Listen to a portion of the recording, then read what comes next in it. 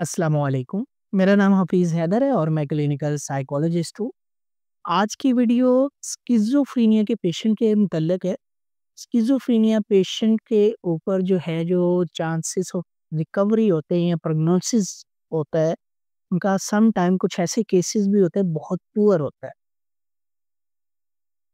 Patient जो है उनकी हम जितनी मर्ज़ी काउंसलिंग कर लें, वो जो है बार-बार रिलैप्स पे आते हैं। बार-बार वही प्रॉब्लम जो है वो रिपीट कर वैसे पेशेंट का कोई कसूर नहीं होता, याद रखें। क्योंकि उनकी बॉडी के अंदर जो मैकेनिज़्म होता है ब्रेन का वो डिस्टर्ब होता है जिसकी वज़ह से वो जो है बार-बार जो है उनको वो ख़्यालात, वो वसवसे, वो शक और वो जो एक इरेशनल थॉट्स पैदा होती हैं, वो बॉडी के मैकेनिज़्म की डिस्टर्बेंस की वज़ह से होती है। तो ऐसे पेशेंट के लिए मेडिसिन जो है बहुत ज़्यादा ज़रूरी होती है। याद रखिए, इनिशियल फ़ेज़ होता है मेडिसिन। मेडिसिन के साथ-साथ जो है इस तरह के पेशेंट के लिए बेसिक लाइफ हेल्थ स्किल्स जो होते हैं वो बहुत ज़्यादा ज़रूरी होते हैं। ऐसे पेशेंट से हम बेसिक जो है एक्सपेक्टेशन वो ये रखते हैं कि ये पेशेंट घर में रहे, अपनी अद्वियात प्रॉपर खाए, किसी की जो है ज़िम्मेदारी से खाए और इसके साथ-साथ प्रॉपर चेकअप करता रहे, अपनी self care, hygiene, daily routine को मैनेज करे, अपने बिहेवियर को बेहतर करे और इसके साथ-साथ जो है अपनी लाइफ में जो छोटी-छोटी रिस्पॉन्सिबिलिटीज़ है वो उठाना शुरू कर।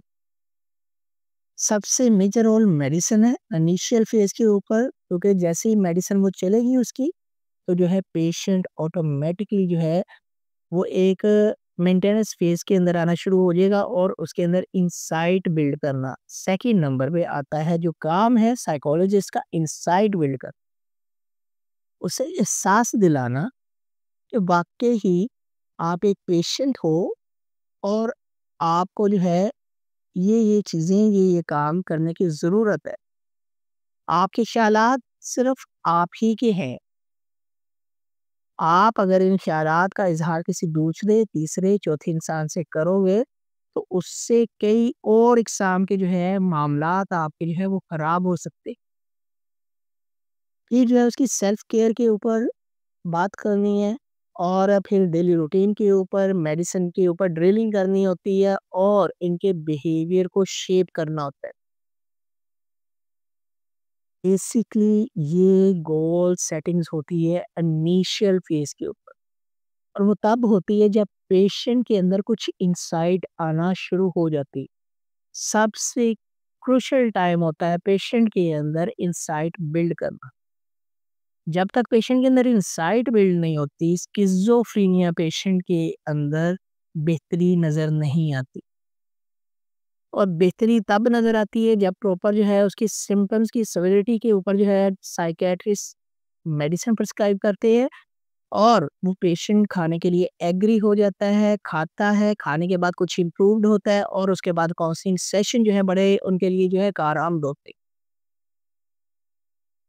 तो दोनों ही साइकियाट्रिस्ट और साइकोलॉजिस्ट अपना रोल अदा करते हैं इसकी बेहतरी के लिए। लेकिन हमने ये भी देखा है कि स्किज़ोफ्रेनिया पेशेंट के ऊपर जो है सिर्फ़ और सिर्फ़ जो है फैमिली वाले अद्वियात वजह से इसका इलाज करवाते हैं।